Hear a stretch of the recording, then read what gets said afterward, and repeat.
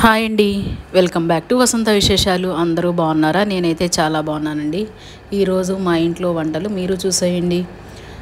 ముద్దపప్పు, ఎండుమిరగాయలు, టమాటా వేసి చట్నీ చేశానండి.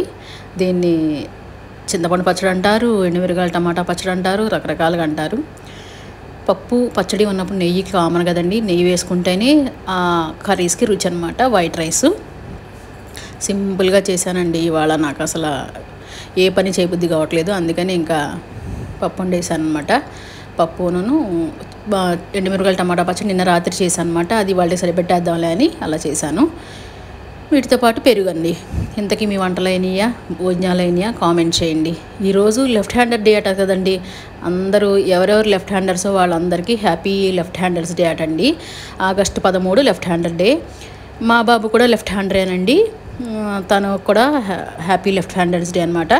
వీడియో నచ్చితే లైక్ చేయండి, షేర్ చేయండి, సబ్స్క్రైబ్ చేయండి. Thank you. మీ ఇంట్లో కూడా లెఫ్ట్ హ్యాండర్స్ ఉన్నారేమో కామెంట్